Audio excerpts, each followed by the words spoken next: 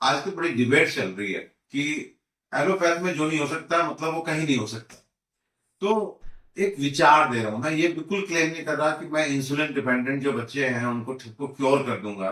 लेकिन आपके सामने ये हमारी बहना बैठी है, इनका बेटा है, 13 साल का बच्चा है।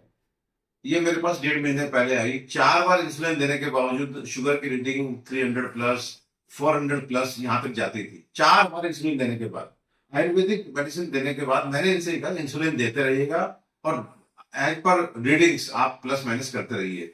अब देखिए ये बता रही है कि 4-5 दिन हमने इंसुलिन देना पड़ा, उसके बाद हमने इंसुलिन नहीं दिया।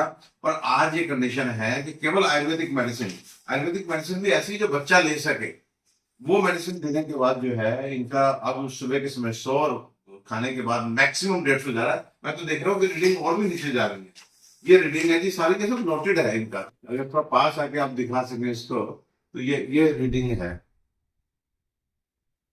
अब ये मेरे पास आज बैठी है 19 तारीख को।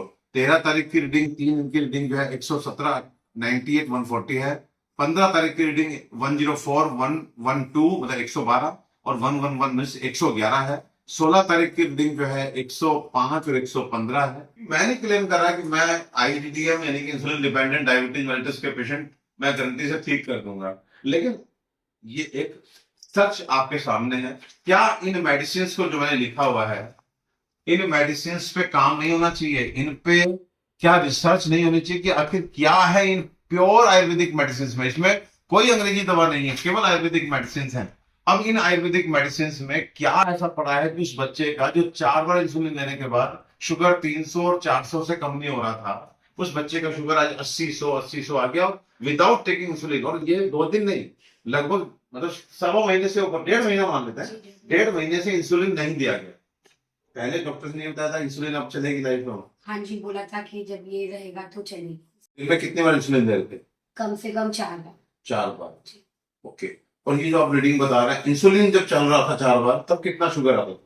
तब भी डॉक्टर साहब इतना आता था 250 या 420 तक चला जाता था। इंसुलिन के साथ साथ ये 260, 385, 200, ये सब इंसुलिन लेते समय थी रीडिंग? जी, ये सब लेते समय साथ में लिखा हुआ डॉक्टर साहब, 6 यूनिट 5 यूनिट सब वो था। मगर जब से आपकी दवाई शुरू करी तो धीरे धीरे कंट्रोल आना शुरू हो गया। पहले तो सिर्फ मॉर्निंग में दवाई आपके साथ चलते चलते 18 यूनिट जो फिक्स था वो देती थी। ठीक है।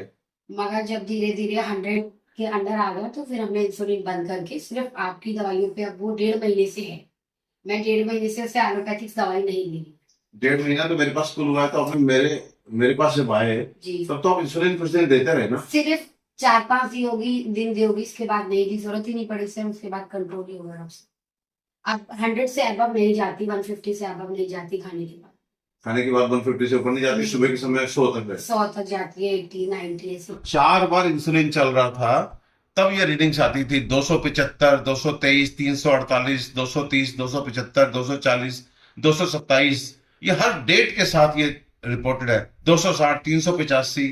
अब ये देखिए क्या क्या रीडिंग है, 314, 332, टाइम भी लिखा गया है। और उस समय कितनी इंसुलिन की यूनिट दी जा रही थी? ये 15 यूनिट, फिर 6 यूनिट, 15 यूनिट, 6 यूनिट, 4 यूनिट। ये इतना इंसुलिन दे रहे, ये देखिए 340, 256, ये सब रिकॉर्ड है। अब प्रत्यक्षम किम प्रमाणम, अब इस रिकॉर्ड को देख के भी अगर आप कहें कि नहीं झूठ है, तो फिर आप मानते रहिए झूठ है। मतलब इन पे काम होना चाहिए, इस पे डेफिनेटली काम होना चाहिए।